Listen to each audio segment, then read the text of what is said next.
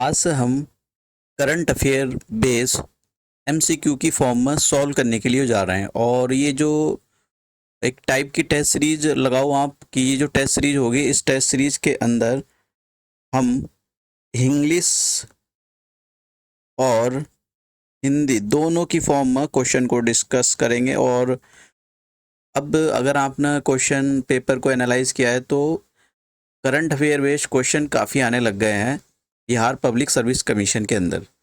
अब देखिए तो ज़्यादा क्वेश्चन तो नहीं रहेंगे, हम ज़्यादा छोटे छोटे पार्ट में करंट अफेयर, देखिए करंट अफेयर को डिस्कस करने के तरीके काफ़ी होते हैं, लेकिन हमने दो तरीके निकाले। एक तो एमसीक्यू की फॉर्म में और प्लस एक डिस्क्रिप्शन की फॉर्म में। तो मैंने दोनों के लिए एमसीक्यू के लिए अलग वीडियो आएंगी, और जो करंट अफेयर होगा उसके अंदर जो डिटेल्स हम करंट अफेयर डिस्कस करेंगे वो उसके लिए अलग वीडियो आएंगी। तो ये आज हमारा मई मंथ का पार्ट 1 होगा, और इसी टाइप से जनवरी फरवरी सभी की आएंगी। अब हम डिस्कस करते हैं। देखिए पहला क्वेश्चन, जैसे मैंने कहा कि हिंदी और इंग्लिश दोनों के लिए होगा, इंग्लिश वालों के लिए और हिंदी वालों के लिए। तो पहला क्वेश्चन है कि which state is said to built the Maharana Pratap Lok. Hindi medium वाले इधर देख सकते हैं और इंग्लिश मीडियम वाले इधर देख सकते हैं। देखिए मध्य प्रदेश सरकार ने ये इसका जो आंसर होगा बी होगा। मध्य प्रदेश सरकार ने ये डिसीजन लिया है कि मैंने करंट अफेयर में भी ये क्वेश्चन ये बताया था कि वे महाराणा प्रताप लोक इस्टेब्लिश करेंगे। देखिए इसका एक मेन पर्पज ये है कि जो महाराणा प्रताप थे उनकी जो उपलब्धियां थी वो कितने साहसी थे उसके बारे में लोगों को बताया जाए, अवेयरनेस फैलाई जाए, उनका जो वैल्यू सिस्टम था वो कितना अच्छा था उसके बारे में बताया जाए। इसलिए मध्य प्रदेश सरकार ने ये डिसीजन लिया है। तो हिंदी मीडियम वाले भी मध्य प्रदेश, आंसर इनका हो जाएगा बी। नेक्स्ट क्वेश्चन देखिए, जॉर्जी गोस्पी डिनोवो, इनको देखिए मैं आपको बता देता हूँ, इनका नाम तो बहुत अजीब है।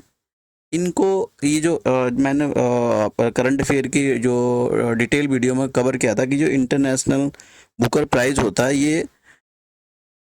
ये जो है अगर कोई मतलब राइटर होगा, वो राइटर अगर इंग्लिश के अंदर कोई ट्रांसलेशन करेगा या फिर कोई नई बुक लिखेगा तो उसके अंदर ये प्राइज़ दिया जाता है। और ये बुकर मैन बुकर प्राइज का ही एक सब कैटेगरी है। 2005-6 से इसको स्टार्ट किया गया था। अब यहाँ पर इनको जो है दो अभी रिसेंटली 2023 का जो अवार्ड मिला था वो इनको मिला था। इनका नाम है जॉर्जी गॉस्फोर्ड डीनोव। तो ये किस कंट्री को बिलोंग करते हैं, मतलब ये किस कंट्री के सिटीजन है। देखिए ये जो है मैंने उस करंट अफेयर के अंदर बताया था कि ये बुल्गारिया कंट्री के सिटीजन है। तो हिंदी मीडियम वाले भी लगा सकते हैं बुल्गारिया, मतलब हिंदी मीडियम वाले नहीं, दोनों इंग्लिश और हिंदी दोनों के लिए हुए। उसके बाद में वर्ल्ड का first ever plastic fall has been predicted in which country. देखिए मैं आपको बताता हूँ कि हमारे जो मतलब पूरे वर्ल्ड में, हमारे सिटीजन की बात नहीं, पूरे वर्ल्ड के अंदर ही प्लास्टिक का कोई सब्स्टिट्यूशन नहीं आया, जिसकी वजह से प्लास्टिक हर एक चीज़ में यूज़ हो रही है। और इतनी प्लास्टिक मतलब वो ये कलेक्ट हो गई है तो कि माइक्रो प्लास्टिक, जो छोटी छोटी प्लास्टिक होती है, एयर में भी उड़ती फिरती और सी की गहराइयों में भी मिलती है आपको। मतलब अगर आप कहीं दूर दराज इलाके में चले जाओ तो आपको वहाँ पर और कुछ नहीं तो प्लास्टिक तो ज़रूर मिल जाएगी। तो ऐसा प्रेडिक्शन किया गया था पेरिस में, एक फ्रांस के अंदर एक मीटिंग हुई थी वहाँ पर क्लाइमेट चेंज से रिलेटेड। तो वहाँ पर ये प्रेडिक्शन किया जा रहा है कि आने वाले टाइम में जब बरसात हुआ करेगी तो उसके साथ में पेरिस के अंदर जो है प्लास्टिक मिली हुई होगी, मतलब बरसात के साथ प्लास्टिक भी बरसेगी। तो यहाँ पर जो क्वेश्चन पूछा गया कि दुनिया में सबसे पहले प्लास्टिक गिरने की भविष्यवाणी किस देश में की गई है, तो इसका आंसर हो जाएगा पेरिस। तो आंसर हो जाएगा, कितना हो जाएगा इसका, सी सी और सी ऑप्शन। फिर which city hosted the first urban climate film festival in India. देखिए क्लाइमेट चेंज बहुत ज़्यादा हो रहा है और कुछ लोगों को तो ये सब एक मजाक लगता है, कुछ लोगों को तो पता ही नहीं है कि क्लाइमेट चेंज नाम की क्या चीज़ होती है, और वो पॉल्यूशन करते ही चले जा रहे हैं, मतलब ऐसी ऐसी चीज़ें यूज़ करते हैं जिससे क्लाइमेट चेंज हो रहा है।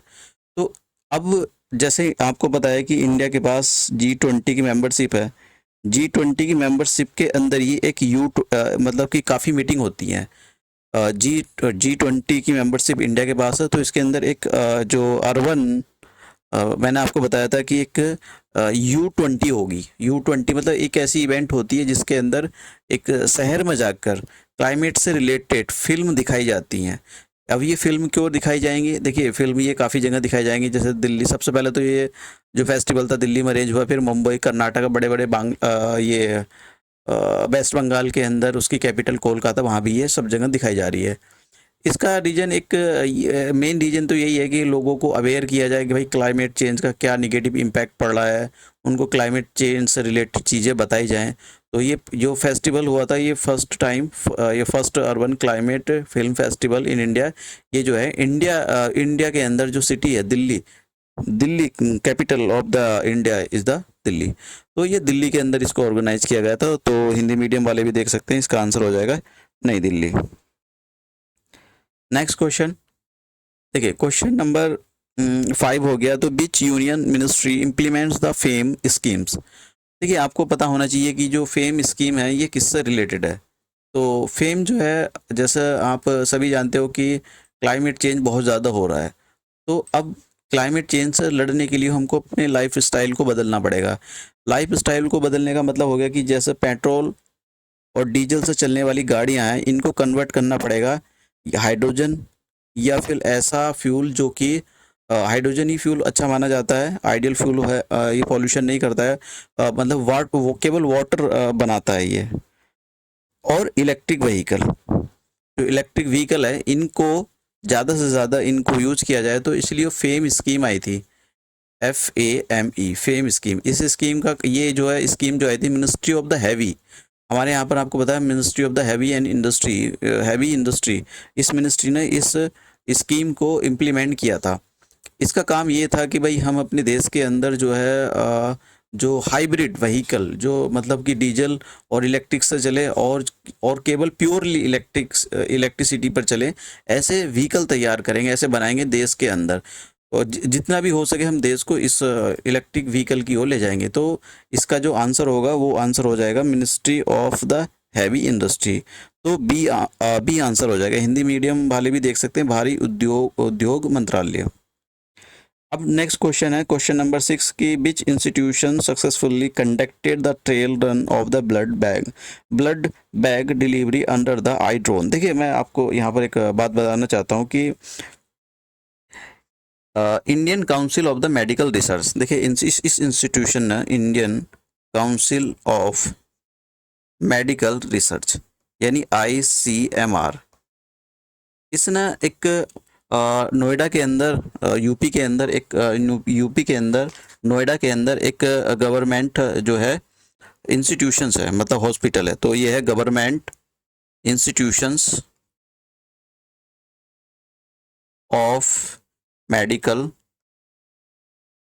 साइंस, ठीक है। तो ये ग्रेटर नोएडा में, इससे क्या किया है कि 10 यूनिट ब्लड, वो लेडी हार्डिंग एक हॉस्पिटल है यहाँ पर दिल्ली के अंदर, ये काफ़ी हॉस्पिटल है, लेडी हार्डिंग मेडिकल कॉलेज, बहुत अच्छा हॉस्पिटल है, गवर्नमेंट ओन करती है। यहाँ पर 10 यूनिट ब्लड की जो बैग होते हैं, पाउच होते हैं, वो पहुँचाएगा ड्रोन के थ्रू। अब देखिए इसका ड्रोन का यूज जो है, साइंस एंड टेक्नोलॉजी का यूज इसलिए ज़रूरी है क्योंकि कभी भी ऐसा होता है कि हमको बहुत जल्दी जो है ब्लड सप्लाई करना होता है, और कभी कभी ऐसा होता है कि बीच में ट्रैफिक जाम मिल गया, तो अगर हमको 1 आवर के अंदर डिलीवर करना है तो हमको कभी कभी 5 घंटे भी, मतलब फिर कोई सेंस नहीं बनता है। तो इसलिए हम टाइमली डिलीवर कर सकें इसको, और ऐसे रिमोटली एरिया में हम डिलीवर कर सकते हैं, इसलिए ये एक्सपेरिमेंट किया गया था। ये Indian council of the medical research के द्वारा ये एक्सपेरिमेंट किया गया था। तो इसका आंसर ये हो जाएगा बी आंसर हो जाएगा, Indian council of the medical research. इसने इस ड्रोन के थ्रू जो है 10 यूनिट ब्लड की वो कहाँ पर, लेडी हार्डिंग जो मेडिकल कॉलेज है यहाँ पर दिल्ली के अंदर, वहाँ पर इसको ट्रांसफ़र किया है। यहीं पर है पासमार ITO है यहाँ पर।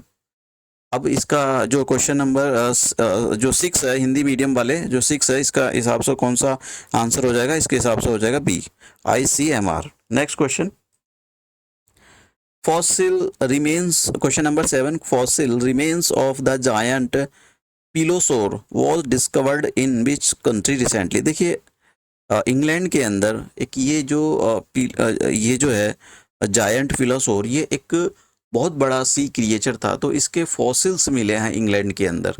तो आंसर कौन सा हो जाएगा? आंसर हो जाएगा इंग्लैंड। तो हिंदी मीडियम वाले भी देख सकते हैं, इसका आंसर इंग्लैंड हो जाएगा ना।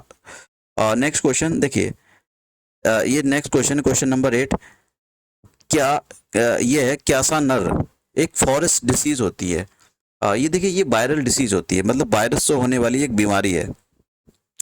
अब ये जो पहली बार डिस्कवर की थी वेस्टर्न घाट में डिस्कवर की थी। तो यहाँ पर क्वेश्चन क्या है कि ये जो डिसीज है Kyasanur forest disease has been recorded in which state and union territory. देखिए ये जो है, जैसे मैंने कहा कि वेस्टर्न घाट के अंदर ही कर्नाटका स्टेट आता, तो ये जो है कर्नाटका स्टेट में इसको डिस्कवर्ड किया गया था। ये काफ़ी खतरनाक बीमारी है। ये टिक जो होती है, टिक TIC के टिक, उससे फैलती है ये। तो हिंदी मीडियम वाले भी देख सकते हैं, इसका जो आंसर हो जाएगा बी हो जाएगा, कर्नाटका। नेक्स्ट क्वेश्चन है, देखिए क्वेश्चन नंबर 9 है कि as per the recently release NHA, ठीक है, estimate for the 2019 to 2020 sorry 2020 which is the share. देखिए मैं आपको क्वेश्चन बताता हूँ, एक्चुअली क्वेश्चन क्या है। क्वेश्चन ये कह रहा है कि एक सेकेंड, देखिए ये कह रहा है कि पहले जो मतलब पॉकेट्स आउट ऑफ एक्सपेंडिचर होता था, मतलब अगर सपोज करो कोई बंदा बीमार है और उसको इलाज कराने के लिए केवल उसके पास 100 रुपये हैं, लेकिन जब वो इलाज कराने के लिए जाता है तो उसके पास जो है 160 रुपये का, मतलब 160 रुपये का बिल बैठता है। तो 100 रुपये तो वो दे देगा, लेकिन 60 रुपये क्या हो गया, 60 रुपये जो है उसको किसी से उधार लेने पड़ेंगे। मतलब उसका जो बिल हो गया वो आउट ऑफ पॉकेट हो गया, मतलब वो उसकी जेब में ही नहीं है पैसे, तो वो कहाँ से देगा। तो पहले जो था ये 60 रुपये था, लेकिन अब ये घटकर 47 हो गया है। लेकिन अब जो है घट के ये कितना हो गया, पहले मान लो कि उसको कोई इलाज कराने जाना है और खर्चा बैठा कितने का, 140 रुपये का। तो 100 तो वो दे देगा अपनी जेब से कि भाई ले लो, 100 ले लो, लेकिन वो 40 रुपये जो है, वो 40 रुपये कहीं और से लाएगा। तो उसके ये 40 रुपये क्या हो गया, सॉरी 47 वो रुपये कहीं और से लाएगा। 47 है ये, 47 रुपये कहीं और से लाएगा। तो इसका मतलब क्या हो गया, पहले 60 रुपये कहीं और से लाने पड़ रहे थे, अब 47 रुपये कहीं और से लाने पड़ रहे हैं उसको, मतलब किसी से उधार लेगा या अपनी भैंस भेजेगा। तो आउट ऑफ जो एक्सपेंडिचर है, मतलब जो पॉकेट से बाहर का जो खर्चा है, पहले 60 था, अब कितना हो गया, 47। तो अब इसका जो आंसर हो जाएगा वो हो जाएगा 47। तो यही कह रहे हैं कि भाई पहले जो आउट ऑफ पॉकेट एक्सपेंडिचर था वो पहले जितना भी होता था, अब उसका केवल 47% ही रह गया। मतलब इससे ये पता लगता है कि इंडिया जो है यूनिवर्सल हेल्थ कवरेज की ओर बढ़ रहा है। यूनिवर्सल हेल्थ कवरेज का मतलब यही होता है कि सबको, चाहे वो किसी भी धर्म का हो, सबको जो है एक हेल्थ बेनिफिट दिया जाए, मतलब एक ऐसा कार्ड बना कर दिया जाए, अगर उसको कोई बीमारी होती है तो वो अपना इलाज फ्री में करा सके। क्वेश्चन नंबर, इसके हिसाब से हिंदी मीडियम वाले भी देख सकते हैं, ए आंसर हो जाएगा। क्वेश्चन नंबर है 10, where was the advantage health care India 2023 conference was held. देखिए ये जो कॉन्फ्रेंस हेल्ड हुई थी, ये दिल्ली के अंदर, ये प्रगति मैदान पर, यहाँ पर ITO के पास में प्रगति मैदान है, तो ये वहाँ पर इस कॉन्फ्रेंस को हेल्ड किया गया था।